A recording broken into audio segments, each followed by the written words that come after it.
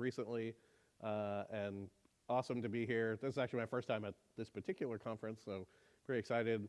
I want to thank them for actually giving me the opportunity to do this talk in particular, because whenever I tell people, like, I think this is an interesting story that is worth sharing, they all freak out because it looks very like this is going to be a super sales pitch.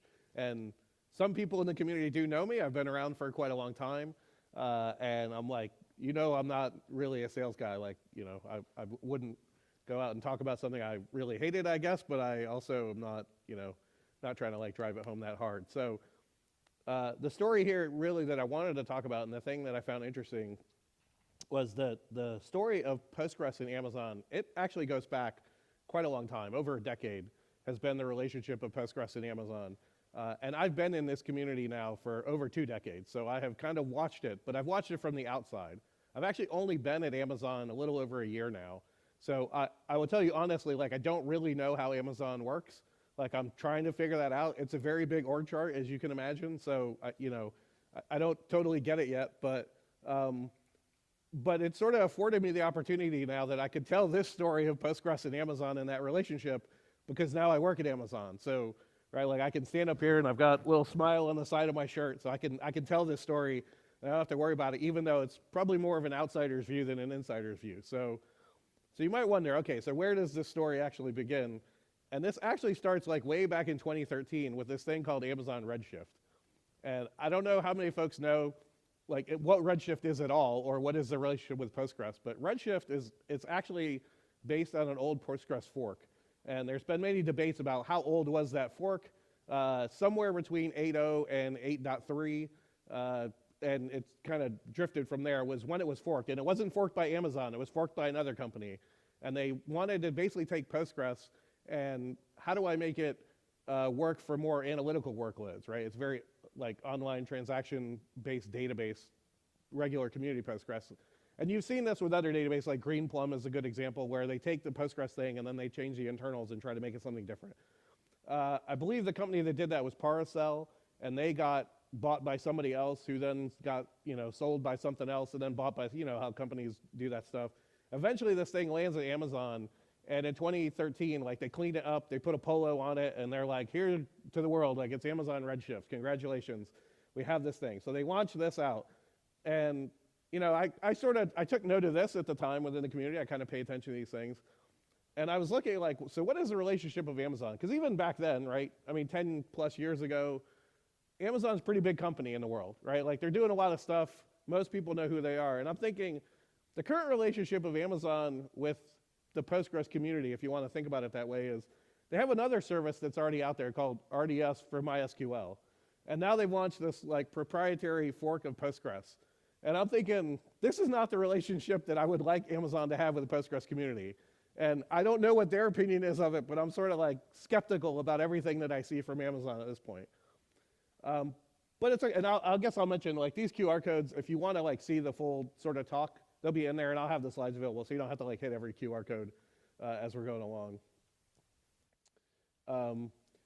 But there's a thing that they talk about in Amazon, and I'm pretty cynical as most people, but we have these ideas of like leadership principles, and they're supposed to drive the decisions that are made at Amazon. And now I've been there a year, and I do see them come up when people are talking about decision making and what they're going to work on.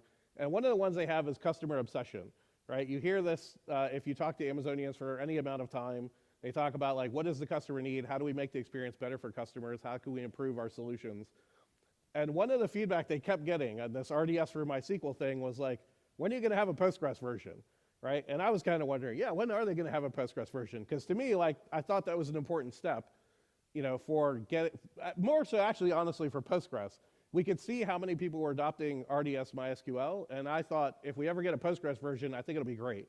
And what they were hearing internally was people saying, you make a Postgres version, I bring my workload to the cloud, right? But without a Postgres, like, I'm not going to do it. So eventually, it took a few years, they launched with 9.3.2. I don't know how many of you were running 9.3.2 back in the day. Apparently, one of the key features was that Postgres 9 was the first one that allowed checksums, and they didn't want to run Postgres without checksums at scale in the cloud. So, okay, that was good. It had 21 extensions. I'm pretty sure that pretty much matches with what Contrib had at the time. And so, okay, they've got RDS Postgres. And I think this is good. This is a step in the right direction from my point of view as a community member. Then they announced this next thing, which was Amazon Aurora with PostgreSQL compatibility. And we're not going to talk about PostgreSQL compatibility. That's another talk for another conference. But this is a few years later, and it launches on 9.6.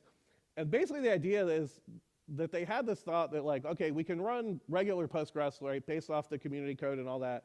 But there are also trade-offs that we could make in a cloud environment that would make sense if you're in the cloud. Probably don't make sense if you're running it at home, if you're running on Big Iron, if you're using spinning disks. But in the cloud system where Amazon operates, like, we can make some trade-offs, especially around I/O and performance, in order to make, again, a better experience for customers in a way that I would say probably is not something that the community is super interested in. So that was sort of the idea behind Amazon Aurora with Postgres compatibility. And now I thought, like, okay, they've in some way they've doubled down now on Postgres, right? Like, they've said not only, so we have the fork, we have the actual RDS for Postgres, we now have Amazon Aurora with changes specially designed for Postgres. I'm like, this is all good, but on the other hand, this is still like a very customer, transaction relationship when it comes to Postgres and Amazon. And I sort of thought, like, what I'd really like to hear is, how are you guys actually using this, right? If the sales go down on these services, I assume you just turn them off, right? That's what cloud companies do.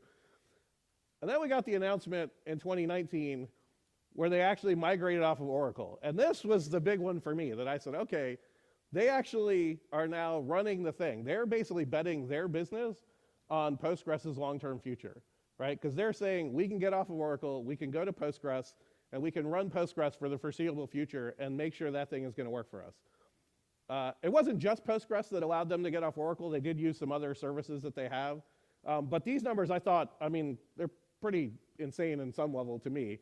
It's like 7,500 databases that were built in that migration process with 75 petabytes of data. Like, that's a lot of Postgres, right? I used to do scalability consulting, and like, I didn't really ever have anything on the magnitude of this. And like, nobody ran a fleet that was like this big. So like, when they came out with these numbers, I was like, wow, okay, they're really running a lot of Postgres. They know what they're doing, I guess. So that, I thought, oh, that was very good. It was great progress. I thought it meant they were very committed to Postgres in many a way. But there's another leadership principle that Amazon talks about that I sort of felt like, you guys are falling short on this one, which is this idea that when you get to be as successful and have the size and the scale that Amazon has, there's a responsibility you have both to like your customers, to the communities that you're involved with, to the ecosystems that you're a part of. You have a responsibility to help those ecosystems. And in this case, they have this relationship now with the Postgres community. They're running a lot of Postgres, but like, are they actually giving back? Are they interacting with the Postgres community in a way, with upstream open source, in a way that is actually useful? And so I mentioned that it was 2019 when they did the announcement off of Oracle. In 2020, you may remember there was a thing that happened in some places, which sort of changed, like, for those of us who like to go out and do conferences and whatnot, right? So the pandemic kind of hit. It changed the nature of who was actually going to conferences. And I still went to some of the conferences I could go to. And I would say I had the opportunity to talk with people in Amazon leadership that I didn't normally get the opportunity to talk to.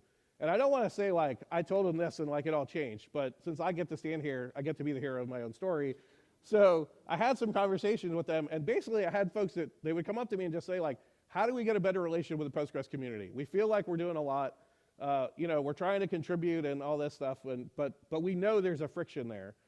And I said, look, this is a simple answer. And I know I wasn't the only one who told them this answer, so that's why I know it wasn't just me.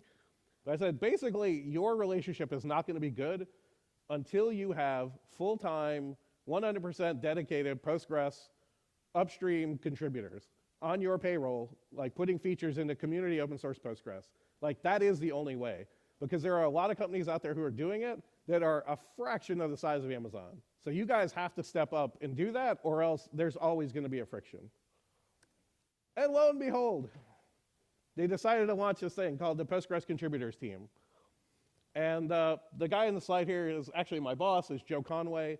For those who've been in the community, he's been around longer than I have, so I don't know, like, over 26 years for sure. So the point of this team, and he was the one that kind of put it together, was to, again, focus solely on open source. We're going to work upstream in the community not dealing with internal Amazon stuff. And for the most part, it's generally worked out. So I think we have 13 folks on the team right now. I've been out of the office for a little bit, but I'm pretty sure that's the right number.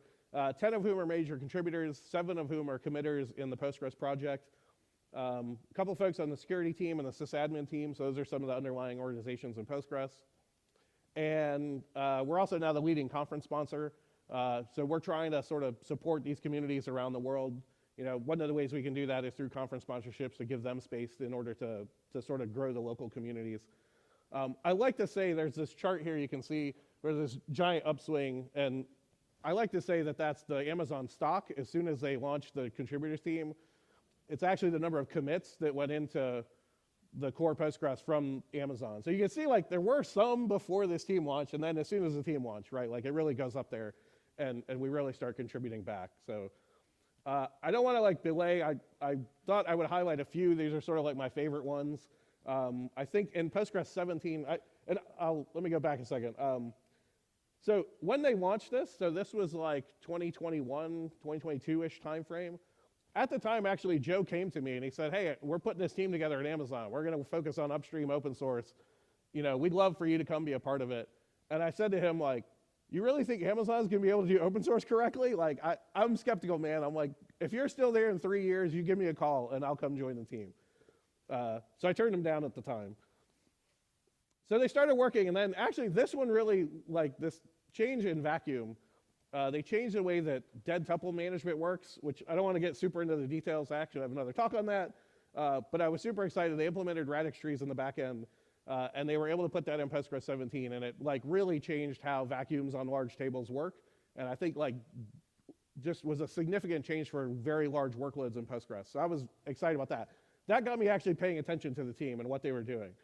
Because that was a problem I had tried to solve, and I talked to a lot of people about solving that problem for years, and we never could figure out a way. And then like this thing popped up, and it was like, okay, great. Postgres 18, there was a feature, NB tree skip scans. These allow you to sort of have more flexibility for the planner when it comes to using indexes, especially for secondary columns within indexes. I really like that feature. It's one of those like you just upgrade to that version of Postgres. You don't have to change any code. You don't need any new syntax. Things just start working better, and the only SQL you may have to learn is probably like a drop index because you need fewer indexes. So it's the kind of stuff that I like. And then I have this very hand-wavy slide because obviously Postgres 19 isn't out yet, so this might all be lies. But I do believe some of this is going to actually end up in the final 19. And then what I like to highlight is this thing I call Auto Vacuum 2.0. And mostly I just highlight it because Nathan Bossart, who's on my team, he was sort of the main committer of the feature. He hates it when I call it Auto Vacuum 2.0. So I just try to go to as many conferences as I can and call it that, so he'll have to live with that for the rest of his life. All right, so this is good. I thought they've really sort of turned things around. They're now actually interacting with the community. They're regular contributors, right? By any metric, they're in the top 3, I would say, of contributing. But it didn't actually stop there. They've continued to do things with Postgres that I think are important. So this is another leadership principle, this idea of thinking big, like what can we do in the future? How do we continue to grow communities and the ecosystems we're in? I'm going to dive into a lot of these, but I just want to say like they're still running Redshift, right? They're running it more than ever. Like they use it internally in a lot of teams there. I've actually met Redshift engineers, and you know, like they seem like interesting people. I'll just leave it at that. But it's a much larger service now, right? There's more nodes that you can use. There's more data you can crunch. Like it's all good. Same thing with RDS.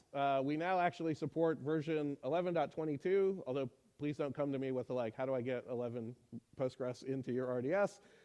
But there are some customers still running that. And we go all the way up to 18. We basically now, like on the day of community release, like RDS launches that same level of support. So like you can't ask for too much more than that. And we now have 92 extensions. So it's, again, significantly grown from where it was when it started.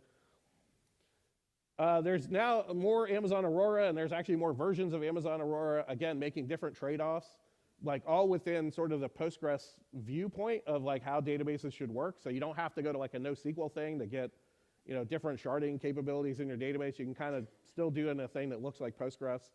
And I think like all of those choices to me, like that seems nice. I know some people are like, I don't know, they're edgy about like these things like Aurora, but I think if you look at like pretty much all of the major contributing companies in the Postgres world, like they all have their own version of Postgres to some degree. right? And some are more open and less open and whatever. So I think there's just trade-offs that you're going to have, and not everything is going to go back to to upstream like community Postgres. Even if you look at like Debian, like I switched from Red Hat to Debian, and it was specifically because Debian is essentially a fork of like the Red Hat or the community code, where they have like PGLS clusters and control clusters. And I thought that's a better way to manage multiple major versions of Postgres. So like that's what actually got me to go to Debian as a distribution. It's all open source, but like it's not the core upstream community code, right? Like it is a fork of it. So I think all of these are out there. One of the things I'm working with now is trying to figure out like how do I get these departments that are in Amazon to better support things that we're trying to do in Postgres that are going on. You know, there's new workloads that are coming. Like, I don't know if you guys have heard about this here, but there's this thing called AI, right? It's like kind of popular, kind of changing workloads that are out there. So we're talking about some of those. A lot of that starts with hardware. I've had the opportunity, like many of you know Mark Wong, like I've been working with him trying to get him access to hardware that we think we have access to. It's a big company, like, and again, I don't understand the org chart yet, but you know, I think we can do some more help in the community for some of these kinds of things. Hybrid search is a very big one that we're working on. We've got customers that are trying to do sort of mixes of different search capabilities around AI-generated search. Like, so you got vector search, but you've got like other types of search, like, you know, sort of classic word search that you would do, and mixing those things together. And how do you get that to work in a Postgres situation? Because Postgres honestly wasn't really designed to do multiple types of searching all at one time. So we're pushing that forward. We've done a bunch of PG vector improvements. Most of you probably have heard of PG vector. I'll skip that. The last thing I just want to talk about, this is sort of a weird thing. I think people, I feel like they missed the signal when this came out. And this was kind of announced last year. It was this thing, Amazon Aurora DSQL. And it's like this weird distributed database system for multi-region and all that stuff. If you're just a database nerd, I would say watch this talk. It's pretty interesting. And there's a couple other talks that they've done. And sort of like as a very high level, I would say like, people talk about like threaded databases versus like multi-process databases, right? Like every time Postgres has a connection, it spins up a new process. If you said to you like, well, what if instead of spinning up a new process, we spun up a whole new VM in which to manage your connection, right? Like what would that do and how would that change things? And to me, I was like, that sounds crazy for one. And then like, let me watch the talk because you know, at heart, I'm still a database nerd to some degree. So, and I'm not necessarily to sell you on the tech, but I want people to understand, and what I sort of took away from this thing was not so much like, okay, here's an interesting trade-off database thing that somebody's building. What I thought was more important about it was that they had worked on this thing for a couple of years before I had heard of it, right? I wasn't at Amazon when they were building it, so I didn't know, and then I see this launch. And then you sort of realize like, wait a minute, they're still making these like huge multi-million-dollar bets on Postgres, right? It isn't just like we've got a Postgres service and we sell Postgres and we use Postgres. It's like, if we're going to launch an entirely new service, what do we want that to be built around? We want it to be built around Postgres. And we'll spend, again, like the millions in R&D and whatever to get it, just to get it out the door before it even sells anything, right? They don't know who is going to adopt this. Maybe nobody adopts it. I mean, some people have adopted it. So I guess they're past that hurdle. But you know what I mean? Like they're making that investment. And I think that that is a huge thing, especially for people in this ecosystem, right? We're kind of in a weird time where we don't know how much more, you know, like, are we gonna need DBAs in 5 years? Like, I don't know how that works, right? Like, AI is changing the game for sure. There's a lot of other databases out there who are also, you know, planning and trying to figure out how to solve these needs. But to me, like the fact that essentially one of the largest companies in the world has said, you know what, like, we'll spend money and we will make bets on Postgres, right, for the foreseeable future. This is our future and we're gonna be a part of it. Like, to me said, like, I made this bet on Postgres, you know, 25 plus years ago. That like, I looked at it, I said, this seems like this will be the future. And sometimes I think like, it's gotten here a lot faster than I thought it would, and other times it's like taking a lot longer than I thought it would. But at the end of the day, like my bet 25 plus years ago was correct. And I think even today, if you're wondering if you're betting on Postgres is the correct idea, like take this as a signal, right? The biggest companies in the world, like when they do this kind of infrastructure investment, they're not doing it without some forethought and planning, right? So that's the main thing to me, that like that's what Amazon DSQL means to me, is that Amazon really has a commitment to Postgres and they're really going to push it forward for the next, you know, 5, 10, or however many years it takes. So that's all I wanted to talk about today. That is the end of my spiel. Hopefully it was useful. If you have questions, about Amazon services and products, there's another guy with an Amazon shirt here somewhere in the crowd. Yeah, you ask him, he'll answer them, or I will try. I have used some of these products, but that's it. Thank you very much.